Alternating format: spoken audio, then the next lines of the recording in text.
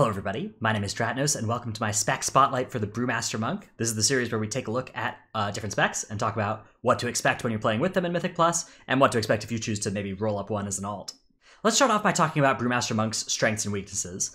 One of the big strengths of Brewmaster Monk in Mythic Plus, more so in Raid than Mythic Plus, but still in Mythic Plus, is that they have a very smooth damage intake due to their core mechanic of stagger. Basically, when a Brewmaster gets hit, instead of taking all the damage up front, most of the damage, assuming it's physical, gets converted into a nice long dot on them that the healer then has time to react to, and the Brewmaster can even reduce the damage of that dot further through some of their abilities. This means that they're a little bit less likely to die all of a sudden or get one-shot than most other tank specs, although theoretically they should require some more healing than other tank specs. We'll get to why that's not happening right now in the game in a bit. They also have a great ability to control mobs. They have abilities to move mobs around. They have abilities to move themselves around very effectively.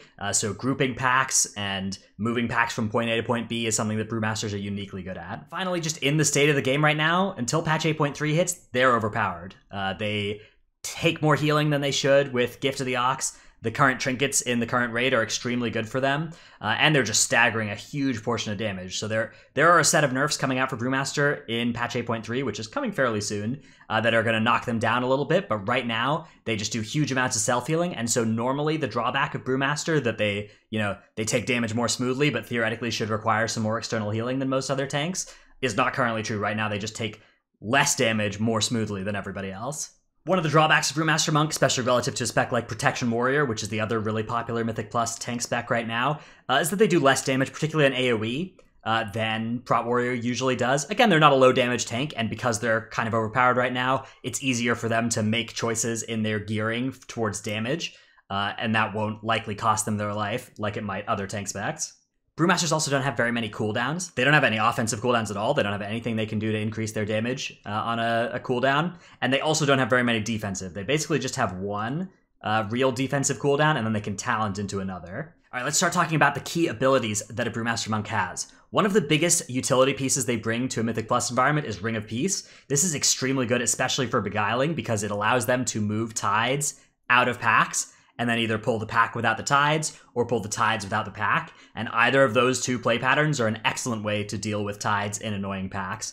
Just in general, though, Ring of Peace is great for all kinds of things. Even before Beguiling, and even when Beguiling leaves, Ring of Peace will be extremely valuable, and will be the go-to talent on that row. It is worth noting that Ring of Peace is on the same talent row as Black Ox Statue, which is something that they can drop and use as an AoE taunt. And as something that generates threat while it's sitting out there as well. So this can be useful in a couple boss fights, and in a couple dungeons, and particularly on weeks like Skittish Week.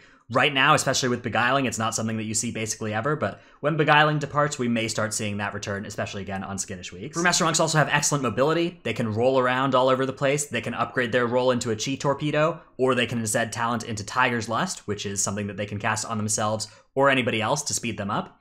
That is also a snare remover, which is pretty useful. There are a couple of specific dungeons where that can be extremely strong, like in Freehold. It can be used to counter the Blackout Barrel in the Council of Captains fight, so that's a very powerful effect if they've remembered to talent over to Tiger's Lust.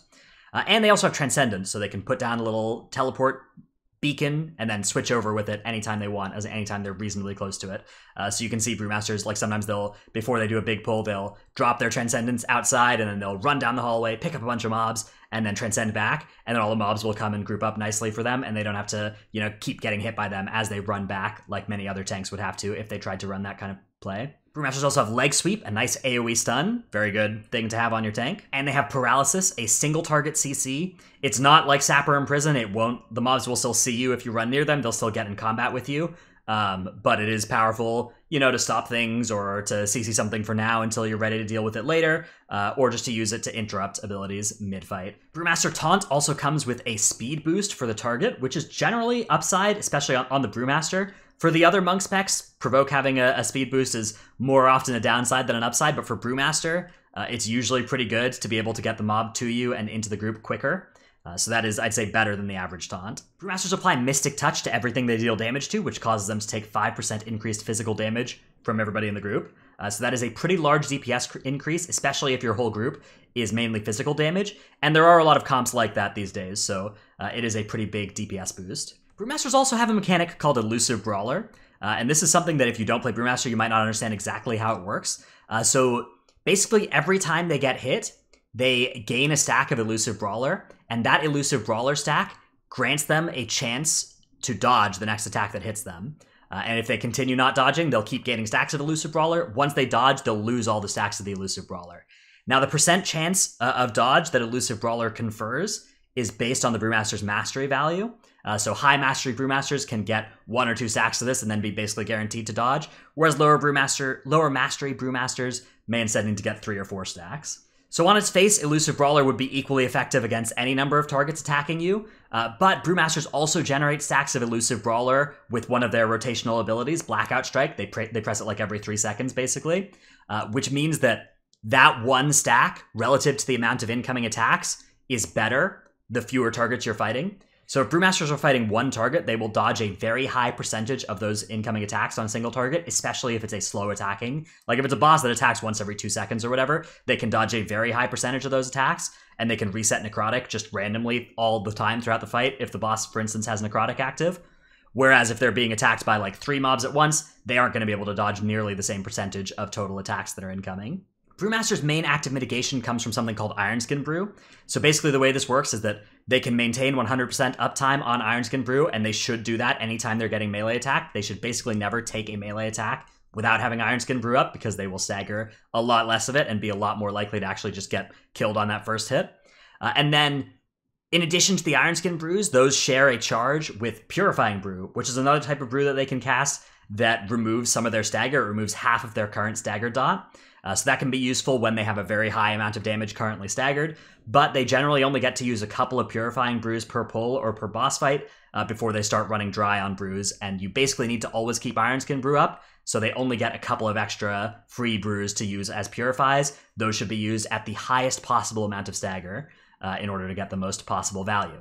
It's worth noting that the higher haste value a Brewmaster has, the more Purifying Brews that they'll get.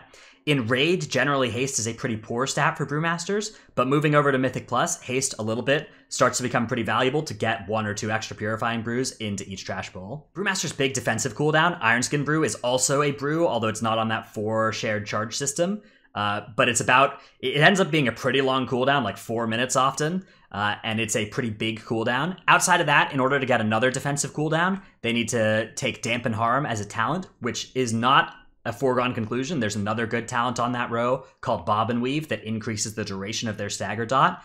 So both of those are good talents and can be taken in different cases. But basically those are the defensives they get. Outside of those, the only defensive cooldown they have is called Zen Meditation, which is a very powerful damage reduction, but it gets canceled as soon as they take an auto attack. So it's only really useful against like bursting or, magic casters that are attacking you, those sorts of things, or if you can roll out and, Zen Meditation a dot. Finally, Brewmasters do have a Poison and Disease Dispel in Detox, which is very valuable, actually. Those are 2 types of Dispel that are often missing from a group, and being able to dispel poisons and diseases on yourself as a tank is very valuable. And they also have a res they can cast, but it's only out of combat. It's not a B-res. The main major essence that Brewmasters run is called Conflict and Strife, and it gives them access to a PvP talent, Hot Trub. That means that every time they hit Purifying Brew, they'll do a percentage of the damage that they purified split to all targets near them.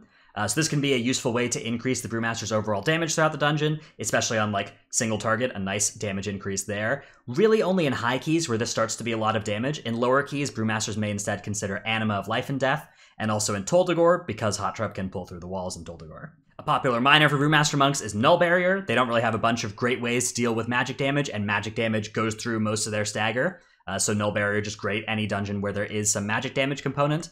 And Aegis of the Deep, just a generic tank essence that increases their versatility based on the number of targets around them. Pretty good in Mythic Plus. Sphere of Suppression is also an essence they can consider in the major or minor slots when Necrotic is active. But generally, these 3 essences are the cookie cutter build, and you'll deviate here when you have a specific reason to. Brewmaster's best trait tends to be Training of Nuzao, which is a mastery buff that they get that increases based on how deep into stagger they are. Usually they'll want 2 or even 3 of this trait. They also generally have 1 copy of Straight No Chaser, which gives them a chance to not consume a charge of Ironskin Brew whenever they try and drink one of those, so that can be pretty useful. And they'll usually play 1 Boiling Brew, which enhances their Breath of Fire ability and generates some extra healing orbs off of it, which is pretty useful in an AoE environment. Brewmaster also works uniquely well with 2 very inner ring traits, so these are Impassive Visage and Gemhide. Impassive Visage is great on Brewmaster because it's instantly triggered by stagger ticks almost every 6 seconds. So you basically don't even have to worry about, taking another auto attack or whatever to proc and passive visage. And passive visage is already good on most tanks, but on Brewmaster, it'll get even closer to 100% effectiveness. Gem Hide, by contrast, is something that procs whenever you take 10% of your max health and damage. And for Brewmasters, Gem Hide will proc based on pre-stagger values of attacks, so those will very often cause it to proc in any reasonably sized key. Even if you're not actually taking heavy damage, the damage pre-stagger will have been enough to proc Gem Hide. Brewmaster trinkets are pretty cut and dry. Bloodthirsty Urchin from Lady Ashvane has great synergy with them. First of all, they take more healing than other tanks because their critical strike causes them to receive increased healing some of the time. So the more crit they have, the more healing they'll receive from this, in addition to verse scaling it. And they're basically never at 100% health. They're always sitting somewhere below 100% health. So the healing released by the Bloodthirsty Urchin is almost always effective. Edicts of the Faithless is also very synergistic with Brewmaster, also multiplies with that crit scaling healing thing that I was talking about.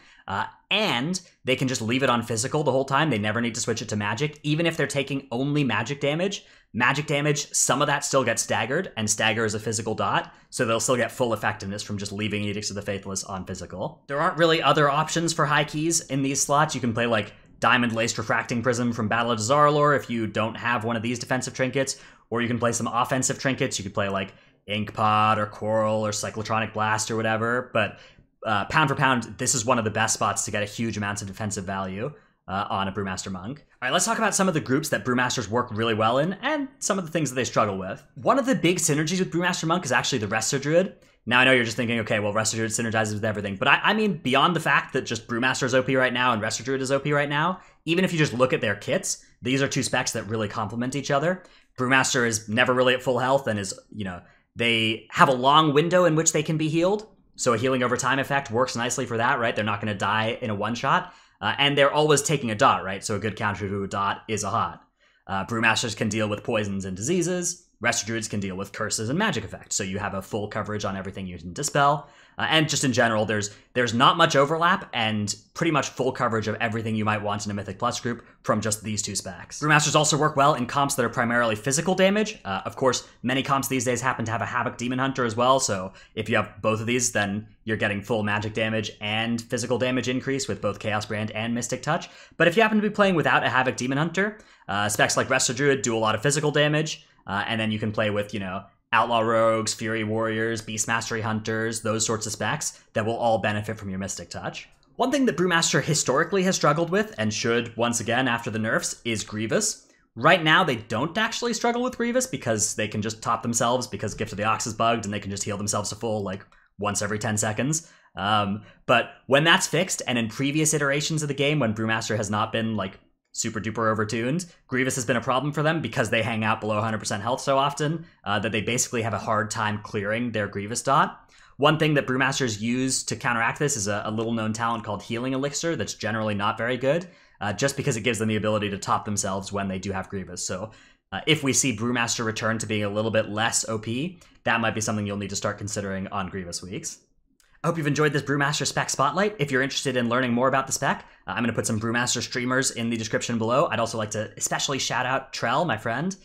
He does very high-level Brewmaster gameplay all the time on his Twitch stream, so I would go watch that if you're interested in learning more about the spec. If you like the video, remember to like and subscribe, and check out my Twitch stream, twitch.tv/Dratnos. Thanks everybody for watching. I'll see you in the next one. Bye.